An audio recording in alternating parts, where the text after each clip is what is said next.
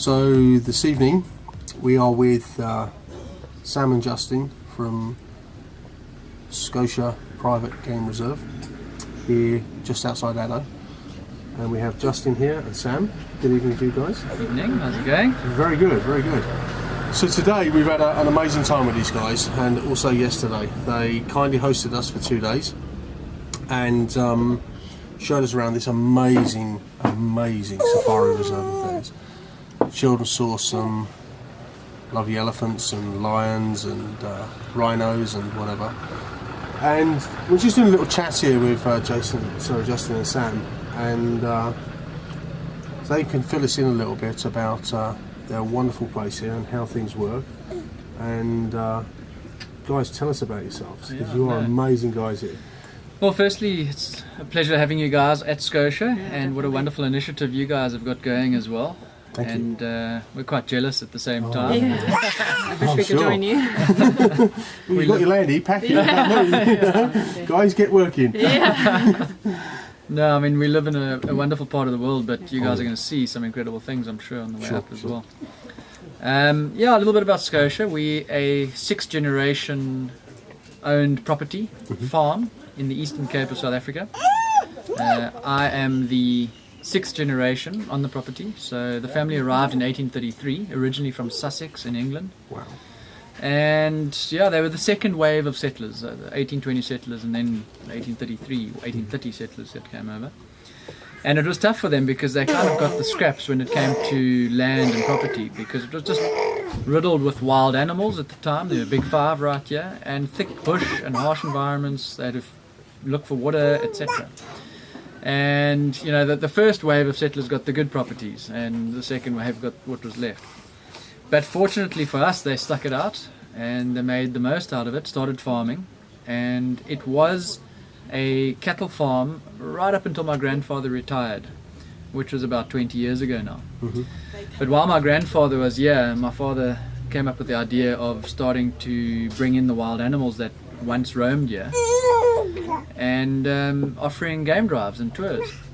And my grandfather told him, "My boy, you're wasting your time with buck, stick to dairy farming." So he said, "Okay, the challenge is on." And he drew up a brochure, welded up with some seats for the back of his Toyota Bucky, and that month he doubled what my grandfather made on dairy.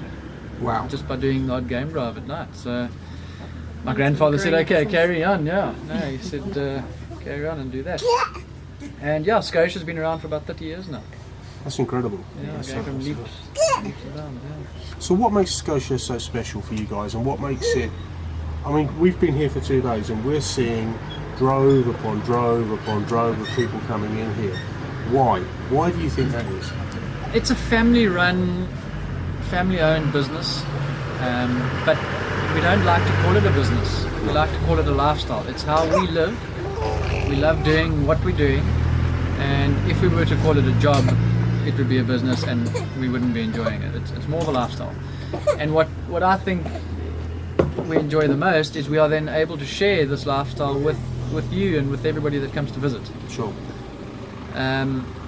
It's you know, the reserve itself and the animals on it, it's what we want to do. So we try to conserve and manage the wildlife and this little mini ecosystem, if you'd like to call it that is Schotia, and then just share this environment with everybody that comes to visit us. That's what we enjoy most about it, I think. And I think it's such a real experience. Like, you can go to some of the 5-star game reserves and you can have the luxurious feel, but I think coming to Schotia you get that real African bush feel, and I think they're trying to keep it very simple and just great quality as well. I think it's very relaxed here. It's a very easygoing process. You know, it's not rushed. It's calm. It's, hey, let's stop and have a cup of tea. You know, I mean, that is so cool. Right in the middle of a game reserve area, just pulling over and having a cup of tea and a cup of coffee in a nice little place. Yeah. And I think you've got the balance right. You know, we're seeing that, and you know, this is our second time here for us, for Jen and I. First time for the kids, and you know, I think it's a credit to you that you're able to cater for young children, because that's obviously one of the conversations that we've had, is that it's important because overseas people want to be able to bring their children, Yes, no, absolutely. And they ring up to lodges and go, yeah, you can't have a child because he's got to be over 12 or over 10 or whatever the case may be. But when you've got young ones and you're catering for that, that opens the door and opens the market in such a huge way for you guys. And it's a credit to you that you're doing. And what we've seen is, I mean, obviously we've been in our own vehicle. Yeah. But which is not a normal thing. Which is not a normal thing, yeah, and we get that, and we really appreciate that. But from what we have seen with children that were here yesterday, and you really cater for them in a good way and keep them safe. And I think the safety standard that you've got for children like that is first class. It really is, and I think that's a massive credit to you. That stems from the management of the reserve again. It's because family are here all the time, 24/7, that we can watch over everybody and make sure that there is a safety standard. We find that a lot of other establishments might not have that because it's just a staff member that's slipping up, etc. And management might not be keeping an eye on that. Sure. But because it's the family member always here, we can always check on it and make sure everything's running smoothly. I think that's another reason things work so well is because we've been doing it for quite some time, and we don't change it up that much. We try and offer everybody a product that we know works, meaning time schedules and vehicles, wildlife that you might see, etc.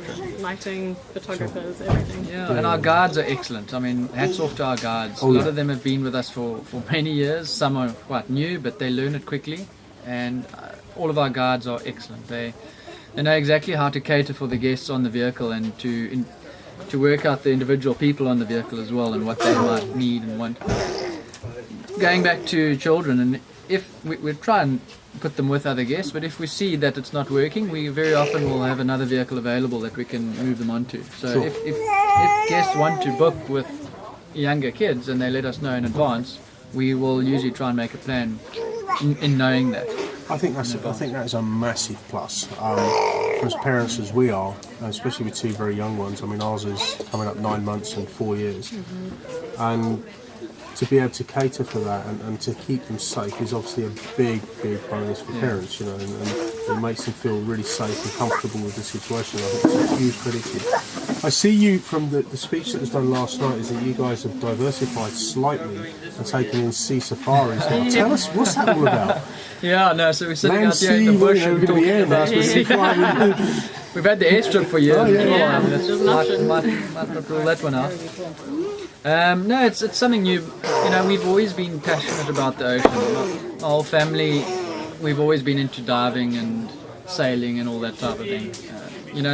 The ocean, as we all know, the Earth is covered in about 70% ocean, and of that, there's so much to see, and it's so diverse. If we look at this tree behind us, for example, if you had to take a reef in, say, 10 meters of water, the same size or the same surface area, there's so much more going on in that reef than there is in this tree right here. And, that's if you go diving. But on the surface and getting around in the bay, which is close to us, Algoa Bay, there's so much to see, and it's such a big adventure. So it's something that we're now incorporating with Schotia. So it's an option for our guests that visit us, especially the guests that stay overnight with us. Is to, instead of going to Addo, which is excellent. I mean, everybody wants to go to Addo and see Addo because it has an excellent viewing of elephants. But if you have a good sighting of elephants here, it's always a nice option to then go and do the ocean safari and actually see the ocean side of that elephant park, because now the greater national park is incorporating part of the bay and protecting it. Yes. And it's a chance to go and see what's in it. And we've had some great sightings of whales, dolphins, penguins, seals. We go to the islands in the bay, etc. So it's a fantastic trip. So it's becoming more and more popular. And great feedback from the guests. The guests are really enjoying the diversity. Seeing all sorts of things and to be able to show them all the wonderful animals that you have here, and then the sea life that's on your doorstep. Yeah. And we were talking yesterday about the sardine run that comes down and things like that. And I mean, that is just a phenomenal thing to see. I mean, I've seen it a few times and been very lucky with it. But to see that local here, and why not? I mean, come on, it's a wonder of the world to see definitely. that. And not just the sardine run, but Algoa Bay next to Port Elizabeth. People often say, but what is there to do in PE? But our bay has so much potential, and there's always marine life around. It's teeming with one. And it's always coming and going. So we have certain whale seasons that come in Yes, after the yes. sea run as well. So it's really a So year where long. now? What's next? What's next for you guys in Scotia? Yeah, you've always got to keep an ear to the ground when it comes to the future of the country that we are sitting in Sure. and the political situation. And of course you've got to keep an ear to the global situation and tourism in general. You always got to know what's going on around us and not invest too much if it's going to be a waste of an investment. But we will do what we can to keep Scotia going. Land is priceless, and our most important philosophy motto is just to never sell the property, but to look after it for as long as we can, and the species and the wildlife that are on it. And it's a tricky situation, because if tourism stops and you can't get people to come and view what we have here, a lot of the wildlife can't be here anymore, because we won't be able to afford to keep it here. So it is a bit of a concern for the future of wildlife in South Africa, and I hope that the South African government realise that if tourism stops, a lot of wildlife stops. Absolutely. So yeah, for the future of Scotia, it's build more lodges, accommodate a few more people overnight, because at the moment we have a lot of guests that are staying just for the afternoon. We'd like people to stay overnight a lot more. Yes. So we're on the cards to build 4 more lodges as well that can take families of 6, groups of 6 in each lodge. Sure. That's something that we've been needing to do. That's really family orientated. Yes. Because, it makes it a lot easier to keep a family together, and also it means if your game ranger's coming up to deal with them, he's only got to go to one location, which is an enormous plus. Yeah. So You don't really want to separate them. And I think keeping quite, yeah. even like a family of 5 together, that's much better.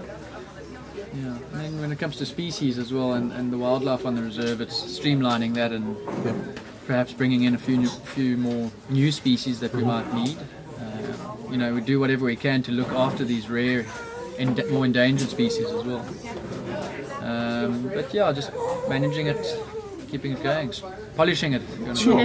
I mean, the thing that I noticed from driving around over the last day or so is that all of the animals look so healthy. They really do look we'll healthy. always keep their populations under the max capacity, so that if there is a dry period or anything happens, they're not struggling. There's not too many in each individual species. So even through the drought that we've just had of 2 years of really, really bad rainfall, we had to feed for some of the bigger grazers like hippo, rhino, buffalo. We put out bales of lucerne for them. Sure. But everything else, there weren't too many of those individual species, and they did fine through the drought. And now with a bit of rain we've had, they're They're flourishing. Much I better, see them. yeah. Yeah, they're really flourishing. Well, guys, look, on behalf of my family and everybody's going to watch this, keep up the good work. It's awesome what you're doing here, and you're a credit to, what you do, the love you have for what you do. That is evident. I mean, you can see it so much here from all of your staff. They really go the extra mile, and I think that's down to you guys. And good management always comes from the top; it doesn't come from the bottom. So I say just keep going the way you're going, because I think you're doing an amazing job here. Thanks very Cool, much. guys. Thank you. Appreciate it. Cheers.